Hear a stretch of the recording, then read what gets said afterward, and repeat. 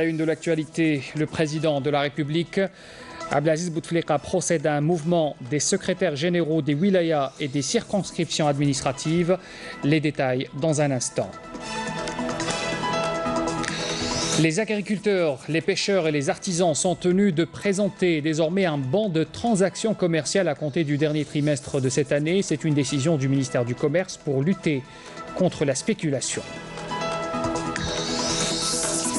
La commune de Ait Yahya Moussa à Tizi Ouzou, durement touchée par plusieurs feux de forêt qui ont causé l'endommagement notamment des câbles d'électricité dans plusieurs villages. Sonelgaz installe une cellule de veille sur place.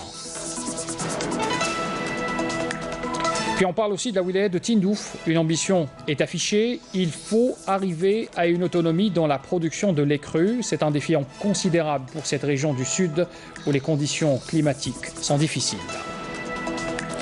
Un bon début de moisson pour l'Algérie lors de la première journée des championnats d'athlétisme arabe disputés hier dans la capitale tunisienne Tunis. 6 médailles, 3 en or, 2 en argent et 1 en bronze pour notre pays. On fera le point tout à l'heure avec notre envoyé spécial sur place, Mokhtar Hamadi.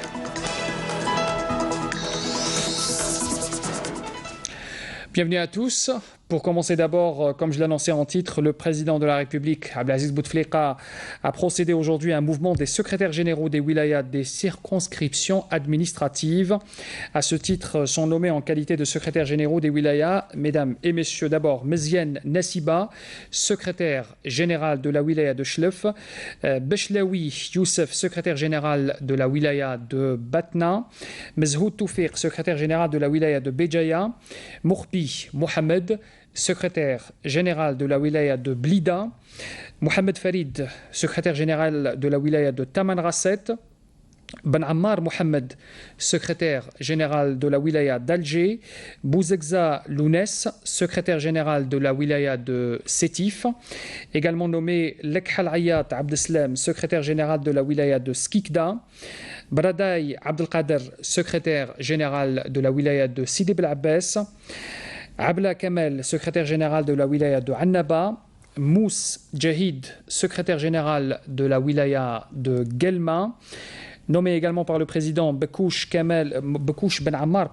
secrétaire général de la wilaya de Constantine, Merzougi Mohamed, secrétaire général de la wilaya de Médéa, Hadjaj Messoud, secrétaire général de la wilaya de Mostaganem, Ben Keltoum Mohamed, secrétaire général de la wilaya de Mascara, Si Ali Meddah, secrétaire général de la wilaya d'Oran, Harfouch Ben Arar, secrétaire général de la wilaya d'Ilizi, Sharfa Aïsam, secrétaire général de la wilaya de Boumerdes, Dif Tawfiq, secrétaire général de la wilaya de Taraf, Lebed Hassan, secrétaire général de la wilaya de Tipaza, Saifi Khadija, secrétaire général de la wilaya de Mila, Mebarki Ahmed, secrétaire général de la wilaya de Ain Timouchent, Amarni Boualem, secrétaire général de la wilaya de Gherdaya, et puis Salem Shir, secrétaire général de la wilaya de Relizen. Par ailleurs,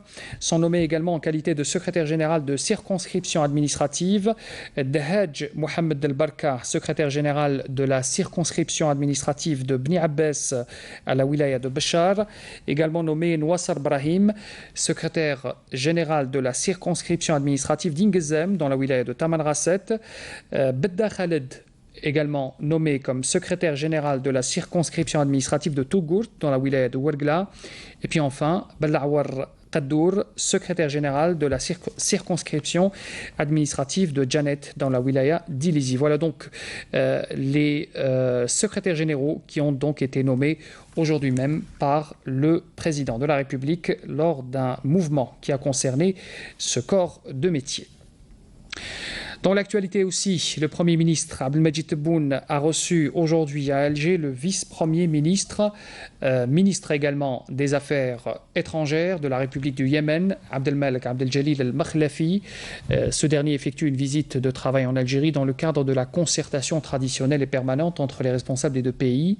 L'audience a été l'occasion pour les deux parties d'examiner l'état d'évolution de la situation générale dans ce pays, le Yémen, d'une part, et puis d'autre part, des questions liées à la conjoncture politique et sécuritaire prévalant dans l'ensemble de la région. Le Premier ministre avait saisi l'opportunité de cette rencontre pour exprimer à son hôte la solidarité de l'Algérie avec le peuple yéménite frère, tout en l'assurant de la disponibilité de l'État algérien à appuyer tout effort destiné justement à y restaurer la paix et la sécurité, notamment les initiatives onusiennes entreprises à cet effet et privilégiant le recours au dialogue inclusif entre les parties en conflit. Vous l'avez vu aussi sur ces images, l'entretien s'est déroulé en présence du ministre des Affaires étrangères, Abdelkader Messahel. Retenez également cette information, la rentrée scolaire est fixée pour la prochaine rentrée, donc 2017-2018, au 6 septembre prochain, pour les élèves, selon un calendrier du ministère de l'Éducation nationale qui a été publié ce dimanche sur le site internet du ministère. Alors pour la précision, la rentrée scolaire a été fixée au 20 août pour l'administration centrale, le 30 août également pour l'administration locale, le lundi 4 septembre pour les enseignants, et puis enfin le mercredi 6 septembre, je le disais tout à l'heure, pour les élèves. C'est ce que précise encore le ministère dans son site internet. Le ministre de l'Énergie, Mostafa Guitouni, a procédé ce dimanche à l'installation d'Alsqi Houssini au poste de président du comité de directoire de l'Agence nationale pour la valorisation des ressources en hydrocarbures Al-Naft. Il faut rappeler qu'avant cette nomination, Houssini occupait le poste de président par intérim d'Al-Naft depuis le 23 mars 2017. À propos de cette nomination, je vous invite à écouter la déclaration du ministre de l'Énergie.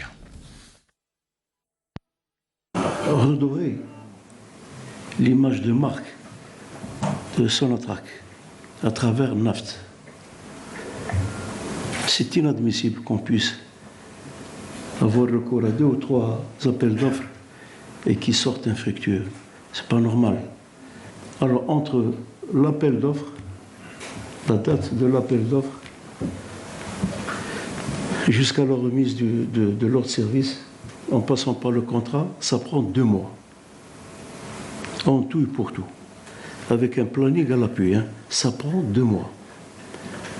Et nous, paraît-il, ça prend presque une année, pas plus, sinon plus. Il faut qu'on puisse attirer le maximum d'investisseurs. Et ils sont là, ils veulent travailler avec nous. Il y a certains qui sont partis, qui veulent revenir. Mais les conditions, il faut que ça change. On continue de parler de l'énergie avec la production d'électricité en Algérie. Vous le savez, c'est un domaine stratégique qui aujourd'hui s'appuie sur un travail, un suivi et surtout sur des installations de qualité. Parmi elles, SKS Skikda, c'est une entreprise performante qui fournit le 1/6 de la production nationale. Elle est la seule en Algérie à utiliser le cycle combiné. Voici sa présentation avec Manal Boutouaba. Avec une capacité de production globale de 800 MW, la société d'électricité de Skikda, SKS, contribue à hauteur de 16% à l'alimentation électrique sur le plan national. Elle est aussi la seule entreprise nationale à utiliser le système de cycle combiné pour produire de l'électricité. Ce système utilisé par SKS est différent des autres systèmes utilisés par les autres sociétés. Et elle produit de l'électricité avec ce procédé révolutionnaire qu'on appelle le cycle combiné multishaft. SKS est entré en activité en 2005 avec un staff hautement qualifié et 100% algérien, utilisant des procédés modernes et qui respectent l'environnement. Nous produisons de l'électricité en utilisant du gaz. Les gaz d'échappement vont par la suite être dirigés vers les turbines à vapeur qui produisent elles aussi de l'énergie électrique. Avec le gaz, on produit entre 240 et 245 MW et avec la vapeur, cela nous permet de produire entre 179 et 180 MW.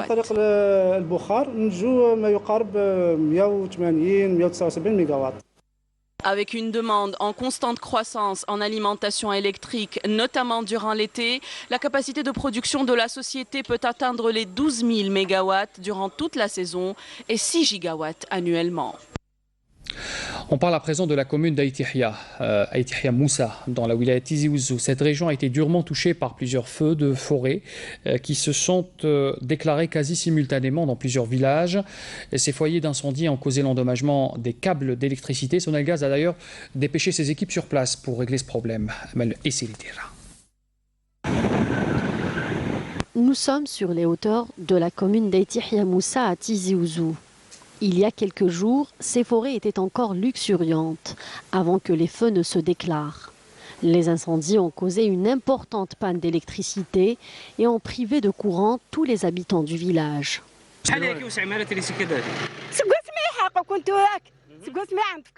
Nos compteurs d'électricité ont pris feu et depuis, nous sommes sans courant. Cela fait 2 jours que nous n'avons pas d'électricité. Les câbles ont été endommagés. Il y a eu une coupure vers 13h. Immédiatement après le début de l'incendie, quand on est sorti, on s'est rendu compte qu'on était entouré par les flammes. Les équipes de la Sonelgaz sont sur le qui-vive. Elles sont intervenues très rapidement, ce qui a permis de limiter les dégâts et de régler les perturbations sur les réseaux électriques en un temps record. Une fois prévenus, nous avons coupé le courant. Juste après, nous avons trouvé des câbles endommagés par terre, chose qui nous a obligés à nous déplacer au milieu des feux pour éviter un éventuel accident. Le courant a été rétabli, seulement quelques câbles sont endommagés, ce qui peut causer d'autres perturbations. Nos équipes sont sur place pour régler le problème. Les autorités de la wilaya ont déclenché le plan Orsec et ont installé une cellule de veille composée de représentants de plusieurs secteurs pour suivre la situation et évaluer les dégâts causés par ces incendies. Et puis la nouveauté prochainement qui concernera les agriculteurs, les pêcheurs et les artisans également. Ces derniers seront tenus de présenter un document qui est le ban de transactions commerciales. Ça sera à compter du dernier trimestre de cette année, annonce aujourd'hui le ministre du Commerce Ahmed Sassi lors d'une rencontre nationale sur le ban de transactions commerciales. Le ministre a d'ailleurs précisé que ce document vise à mettre un terme à la spéculation et au phénomène des intermédiaires illégaux. Il sera exigé une fois son modèle simplifié. Je vous invite à écouter la déclaration du ministre.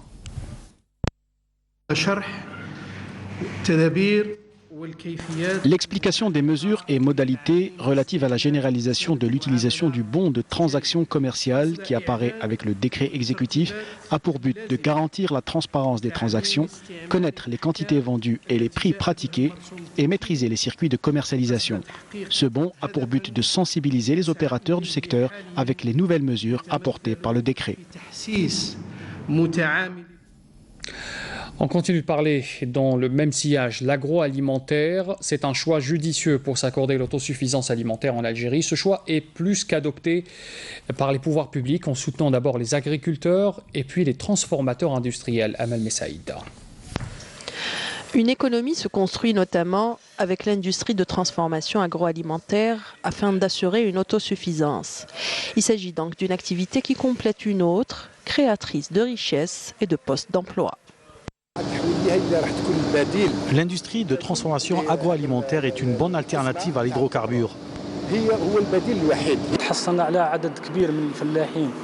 Beaucoup de producteurs de lait se sont approchés de nous car nous sommes les intermédiaires entre l'agriculteur et les laiteries.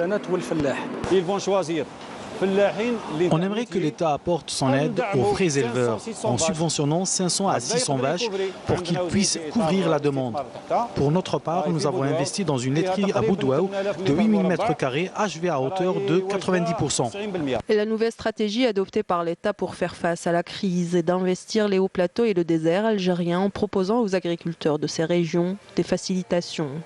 Cette démarche va permettre aussi de créer une nouvelle relation, celle qui relie l'agriculteur à l'industriel. Nous avons 34 projets, 17 au sud du pays, 16 au niveau des hauts plateaux, entre El Borj et Bouira. Nous avons appelé tous les walis à travers le territoire national. Nous, en tant que partenaires de l'État, nous les avons exhortés à ouvrir les zones industrielles aux opérateurs économiques qui ont des projets porteurs.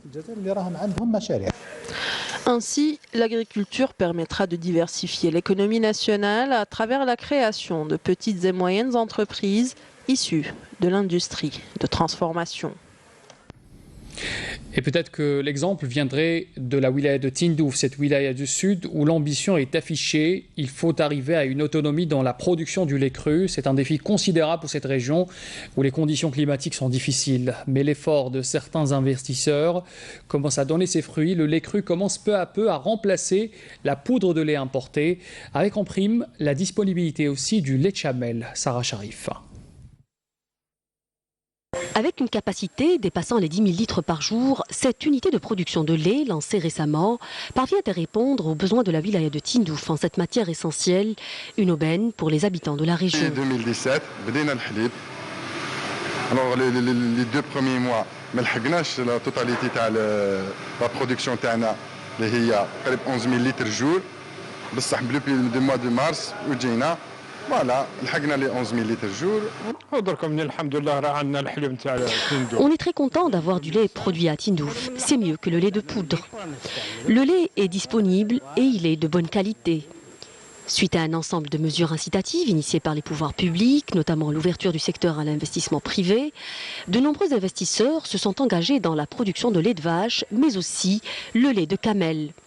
Nous avons quelques soucis avec notre investissement. Nous avons déposé notre dossier au niveau du ministère pour bénéficier de notre quota de lait de poudre subventionné. Et pour le moment, notre demande reste lettre morte.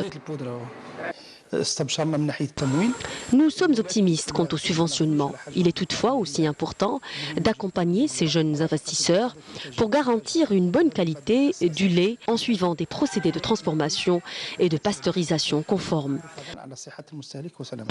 La production de lait connaît donc un essor remarquable à Tindouf. L'investissement privé conséquent a permis la création de plusieurs laiteries suite à un ensemble de mesures touchant tous les maillons de la filière et entrant dans la logique d'autosuffisance alimentaire. Malgré des années de retard, les travaux du nouveau stade de football de Tizi Ouzou ont repris de plus belle. L'entreprise réalisatrice du projet annonce un taux de réalisation de 70% et affiche même l'optimisme de le livrer d'ici l'année prochaine. Naïm Haouch. Au grand bonheur des férus de football, le nouveau stade de 50 000 places de Tizi Ouzou, dont le taux d'avancement des travaux est à 70%, sera prochainement réceptionné. 44 milliards de dinars est l'enveloppe allouée à ce grand projet, lancé cependant en 2010. Un stade aux normes internationales qui ajoutera une plus-value dans la région.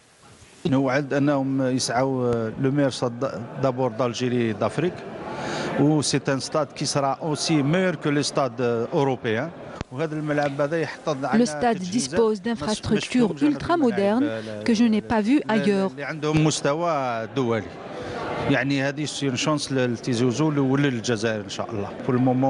Nous avons des problèmes financiers pour payer l'entreprise. Une enveloppe additive de 20 milliards de dinars est nécessaire pour l'achèvement des travaux de ce projet. احنا بغينا باش هذا الملعب هذا يكون il va être mis en service le plus tôt possible. على بالك الملعب ديمارا في 2010. Nous souhaitons que ce stade puisse être opérationnel le plus tôt possible. Comme vous le savez, les travaux ont commencé en 2010 et là nous sommes en 2017. On est venu il y a presque une année et je peux vous assurer que les travaux ont bien marché. Oui, il y a des contraintes financières. C'est pour ça qu'elle marche au ralenti. Outre le premier stade de football couvert de l'Algérie, le projet comprend également un stade d'athlétisme de 6 000 places, un terrain de réplique et d'autres infrastructures dépendantes. L'actualité est aussi marquée par cette information rapportée par le ministère de la Défense nationale. Une casemate pour terroristes contenant une mine de confection artisanale, un micro-portable et des appareils photo a été découverte hier à Skikda. C'était lors d'une opération de fouille menée par un détachement de l'armée nationale.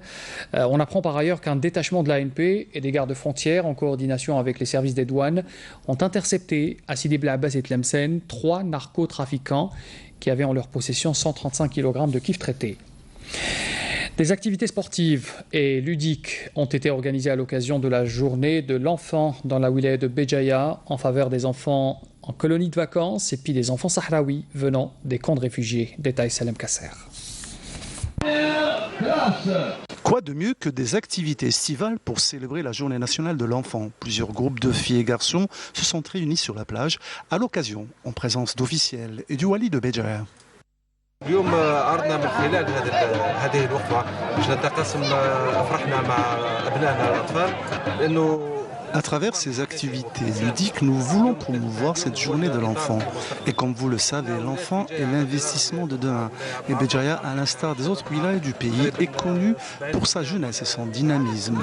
Et 70% de sa population est âgée de moins de 30 ans et nous voulons accompagner cette jeunesse dans son développement et au profit de la région. Un tournoi de beach volley a été également organisé où deux équipes de la région, Tichy et Amizour, ont disputé le ballon dans un match décisif qui est revenu finalement aux filles de Tichy. Organiser un championnat du monde.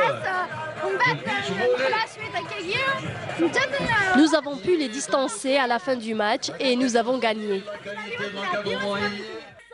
La journée nationale de l'enfant est placée cette année sous le slogan « La parole à l'enfant », espérant seulement que la parole lui sera donnée ainsi que ses droits, car cet enfant est l'avenir de l'Algérie.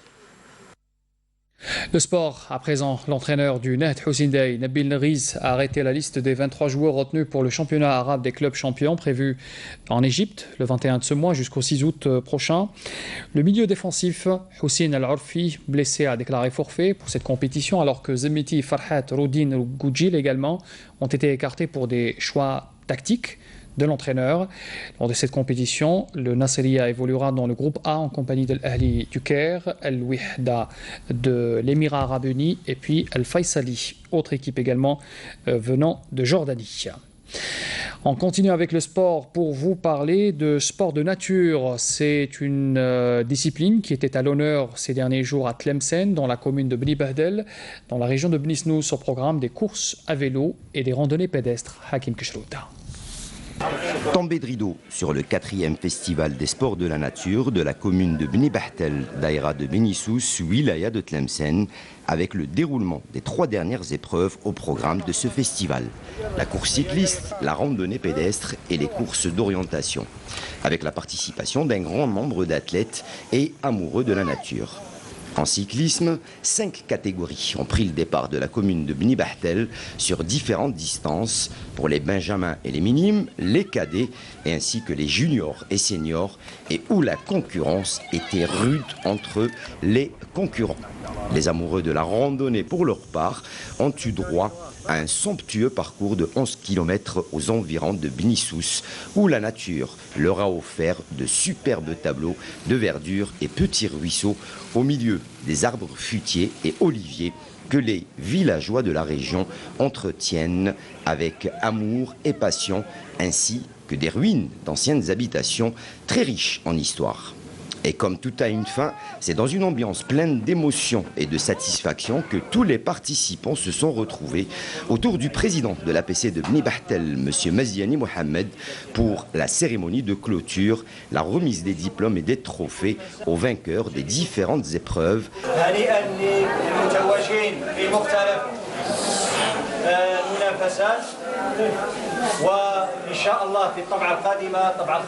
Avec le souhait, bien sûr, de se retrouver dans cette sublime région de Bni Bahtel lors de la prochaine édition. Et puis l'événement sportif également, c'est ce championnat d'athlétisme arabe qui se dispute en ce moment à Tunis. La sélection algérienne d'athlétisme brille déjà depuis l'ouverture hier avec 5 médailles décrochées, 2 en or, 2 en argent et 1 en bronze. Une nouvelle médaille vient d'être remportée aujourd'hui, on en parlera dans un instant avec notre envoyé spécial. Mais avant cela, on fait un retour sur la journée d'hier avec Mourtar Hammani. Il est sur place à Tunis.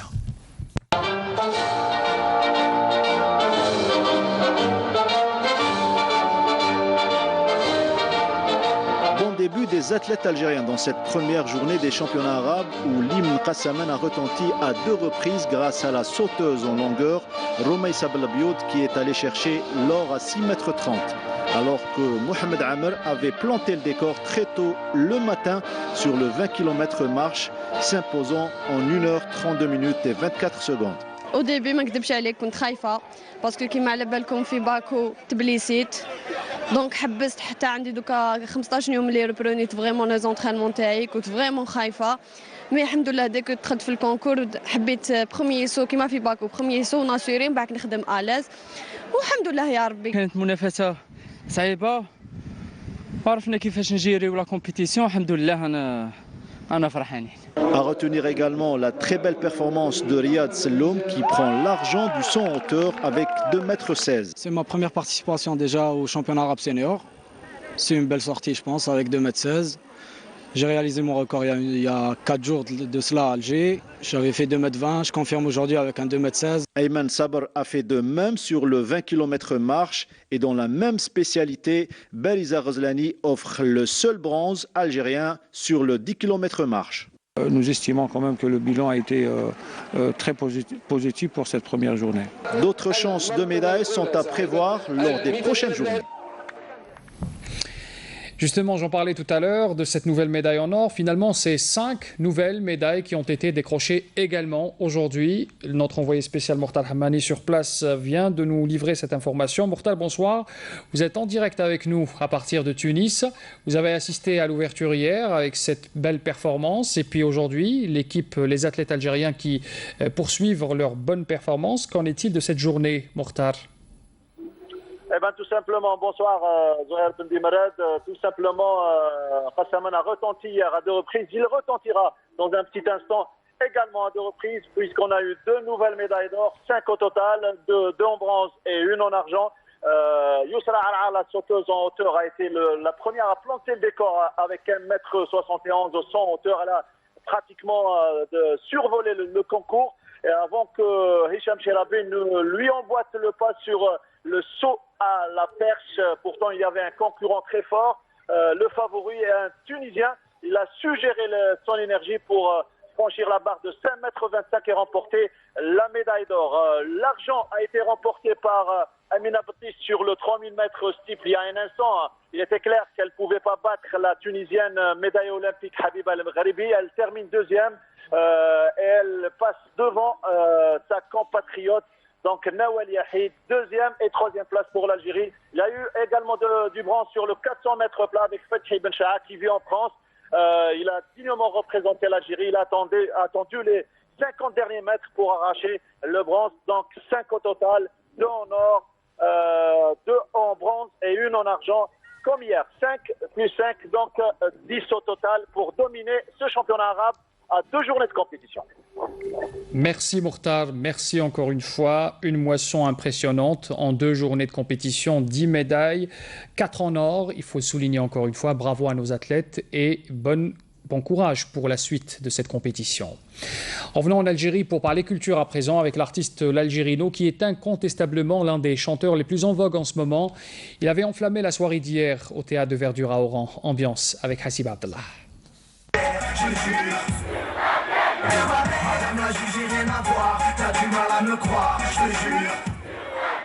Les gradins du théâtre de Verdure d'Oran, affichés complets. Des milliers de fans se sont déplacés pour assister à ce spectacle tant attendu.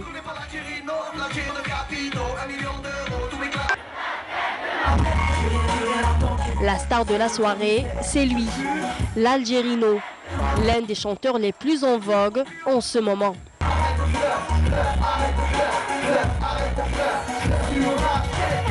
الانسان يبغي يفرح يبغي يشطح يبغي ينحي على خاطره هو مليح وشباب وتنجحنا وفرحنا spectacle l'ambiance là-bas franchement la famille c'est familial فرحنا qu'on est venu ici on a bien vu on fait du bruit on est content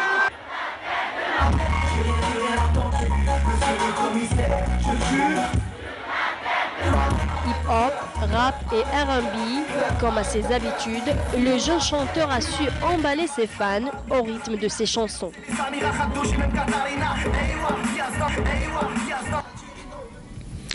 Et puis une autre ambiance moins enthousiasmée, ce concert inédit de musique traditionnelle qui a réuni hier à Alger les genres malouf et persan, porté par les voix étoffées du Constantinois Fawzi Abdelnour et l'Iranienne Khatoun Panahi, devant un public pas très nombreux, il faut le dire, Hasna Zoubiri.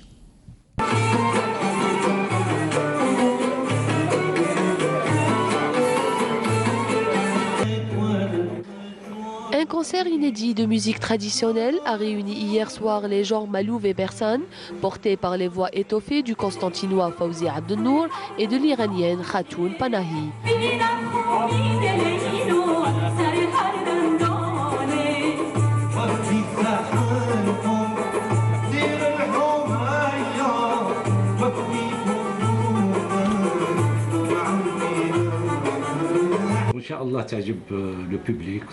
Je salue le public algérien.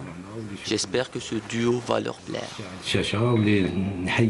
La musique, comme on dit, c'est mondial, c'est international. C'est ça qu'on a pu, avec Fawzi, de relier des chansons iraniennes et musique malouf. Accueilli durant 2 heures de temps au Théâtre national Mahidine Bechtarzi, cette fusion prolifique a mis en valeur la richesse et la diversité des patrimoines permettant un dialogue intéressant entre 2 cultures millénaires enracinées dans les traditions respectives des peuples algériens et iraniens.